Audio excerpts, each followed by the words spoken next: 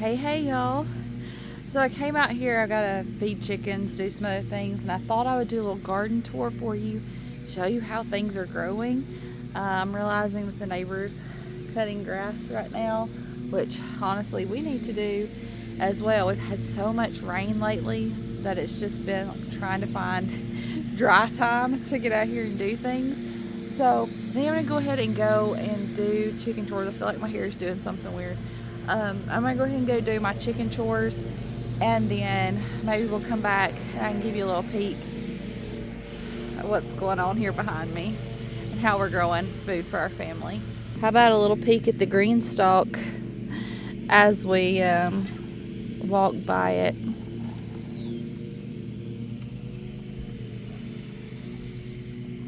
Oh, something's already eating on the cabbage.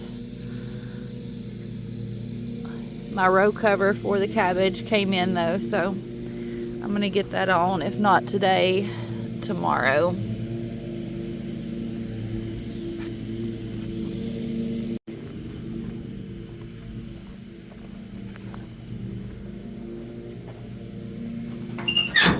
We had a snake that was hanging out here in the feed shed, so every time I open this up, I'm always looking, see if he's come back. This space right here may not look like much just yet, but hopefully this will be full of so many beautiful flowers. They're already starting to come up. Audrey has got to get back out here and do some work between rows if it'll dry up just a little bit, but she has so many flowers coming up right here, and these are going to be pretty close to our bees. You saw the video where we got our bees. Looks like the ants are trying to get in their sugar water, so I'm gonna have to deal with that. But I did, like in between rain yesterday, open it up and look, make sure they'd let the queen out of her cage, and they were already doing wonderful things in that hive even after just a couple of days. I don't know if I'd mentioned it, but I actually had planted back here and planted watermelon, cantaloupe, and okra. And I knew it was a little risky, but we've grown watermelon here. We've grown melons here before with really good success. And I was hopeful that we were past the heavy rains, flooding. We weren't. My okra that I planted on the high side is doing good. It's okay. But, and I saw a couple of little cantaloupe trying to make their way out from under the soil, but the rest of it has flooded twice since I planted. So I'm either gonna have to plant my melons on the high side as well, or plant them somewhere else, wait a little bit longer and let things dry out some more, because once we get through, hopefully get through our wet spring, melons will do good back here. And y'all ain't gonna believe what's been living back here. You ain't gonna believe it. I don't know, you might. A snapping turtle, a pretty good sized one. We've seen it back here a couple times. It'll bury itself up in the mud. Oh yeah, you know, just a snapping turtle living in the backyard. I guess it thinks it's a pond. That area will dry out, and then it does good for us. It's just, whew, we've had such a wet spring, y'all. I love this egg right here. It always makes me smile every time I get it out of the nest boxes. It's white speckles on it. And look at it next to this green egg. I mean, aren't those just gorgeous together? Pans off my sticks to keep the birds and stuff out. I gotta get those all stood back up. But look at our potatoes.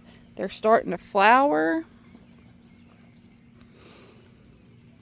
They're doing well, and then right in front of them, we've got our crowder peas. The last time you saw, well, most of the stuff that's in the garden, the potatoes were already growing, but the last time I showed you most of this, it was just seed in the ground. So there's things happening, and it's starting to rain. I've been super impressed by how things are growing in this Greenstalk, even tomatoes, y'all, and cabbage. And you know what?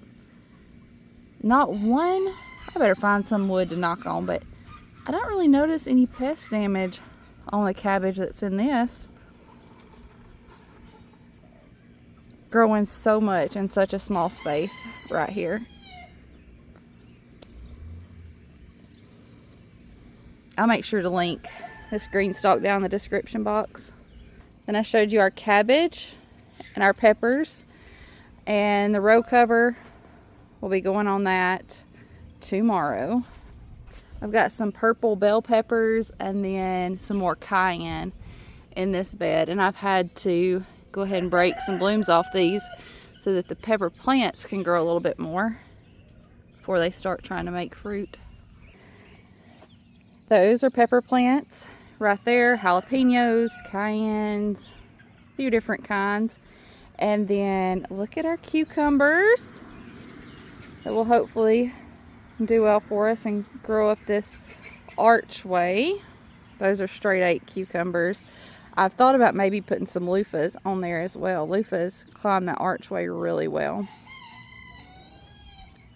All of our squash. Well, actually, this right here is, let's just be specific, this is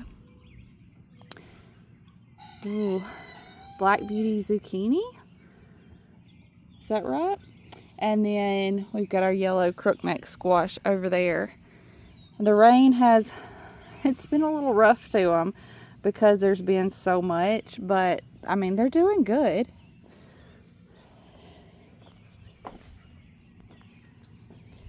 My pawpaw beans, they're a rattlesnake bean, but pawpaw, he has grown these beans for so many years that I call them pawpaw beans. 30 plus years or more he has grown these beans and saved seed, and so they're pretty well adapted to our climate and our growing situations here. And I've got mine ready to grow up these poles just like pawpaw always did. This is how he always set his beans up to run. I've started my Florida weave on my tomatoes, and I need to come out here and take my red cups up. Some people said, what's the red cups for? That was so I could remember what plants I had put where, because those are the cups I started the seed in. So I need to go ahead and get those up now. But they're all doing great, and started the Florida weave on them. So that's just, we have our T-posts, and the way I do it is I take my string, and from this post to the next, I stay on this side. Then I go around the post and I go to the opposite side, and then I weave back to this side at the next post, and then I come back and do the opposite. So see, I've got one string on this side, one string on this side, and as they grow, the next one I run will be here. Maybe I can do some more in-depth videos on that, but I did get these strung up and went ahead and snipped off some of the leaves that were really close to the ground to hopefully get them up off the ground. Still need to come in and get rid of some suckers. I moderately prune my tomatoes to kind of try to keep them in control, but there ain't nothing wrong with a little wild tomato either. And radishes, oh y'all, I bet I could I pick one of these and snack on it? They're so close to ready. Some of them. I've got some that are a little further along than others. These are French breakfast radishes. Look at that, y'all. I mean, I can let them go a little bit longer, but that's exciting to have the first radish. And our onions. We've already been snacking on some of the greens of the onions, and we have planted sunflowers here before. So there are some sunflowers that are growing over here, and we're gonna let them do their thing. Have some sunflowers mixed in over here, hopefully.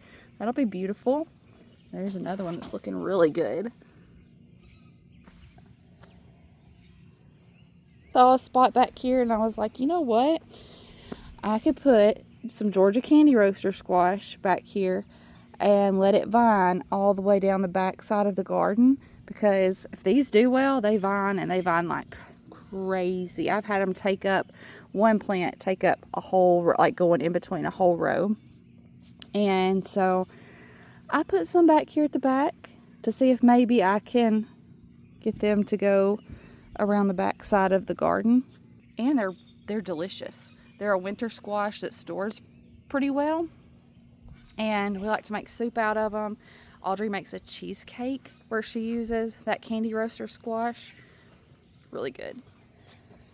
So there's a little peek for you at some of the areas and the things that are going on. There's still more to do, still more to plant. But that's just a little peek at what's going on right now. Let me show you these blackberries.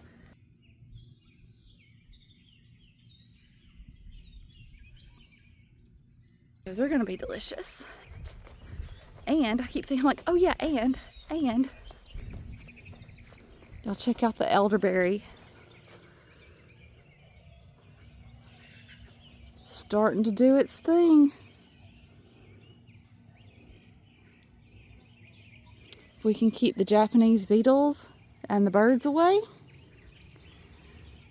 we will have plenty of elderberries.